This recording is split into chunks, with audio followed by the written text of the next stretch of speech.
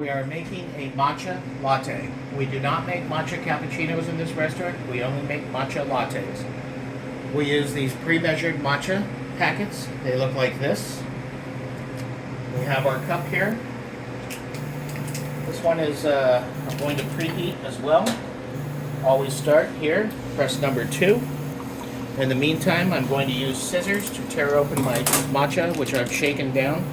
You always want to shake it down because this stuff's ultra fine. You always want to use scissors. You don't really want to use a knife for this. I cut it there. I use the scissors to open up the tip a little bit so that I end up with a nice opening. I'm going to take my water that I've preheated my cup and I'm going to push this away. This is just for demonstration purposes. We are in grams. I'm going to come back and I'm going to press number 1. Number 1 should be 30 grams of water. Exactly. Every time it's 30 grams. We measure out 30 grams of water and we put our matcha powder in there and we shake it completely as much as we can get out. Okay? Dispose of our package. I believe that matcha needs a little bit of sweetness, and so we're going to be looking for 15 grams of simple syrup. So we're going to go from 30, 31, 30, and we're going to be able to go to 45.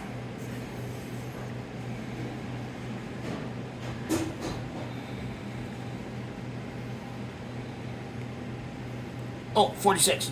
Okay. We use our little handy dandy thingy here, this little mixer. We don't put that in. We're going to just put that here, turn it on, and allow this to try to dissolve as much as we can. This is a little bit tricky because these matcha granules tend to stick to the side, and so I usually end up using this and a little bit of a circular motion in order to try to wash down the sides. And I'm really looking to dissolve as much as I can. Okay? From there, I will wash this one. And I just come over here and all I do is just give this a simple rinse. I don't really do much other than that. Okay? And then again, just like the latte, what we have, about 46, 47 grams there. We're going to look for 150 grams of milk, just the same as the latte. Because essentially what we have in here has replaced the espresso. Oh.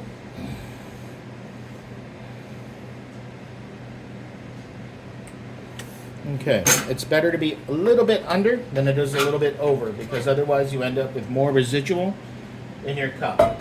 And again, we come over here and we hold it in place at the same angle that we did for either one of the other two, and we're going to use the latte steam.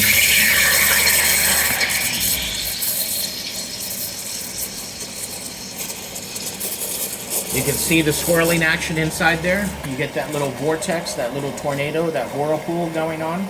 That's what's incorporating and steaming. This will shut off when it reaches the proper temperature.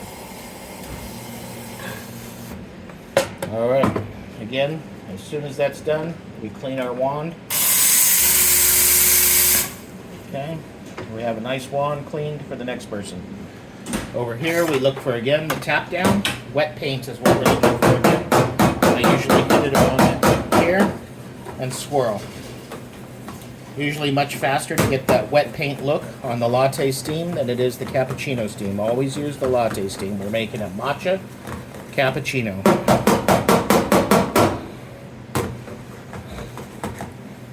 Wet paint. All we're going to do is aim for the center. No fancy art. We're just aiming for the center. And if we did it right with 150 grams, we should be just about perfect. Okay, you can see a little bit there, but this is falling as is. I can go back and I can just top off just a bit. That is it. That is our matcha latte.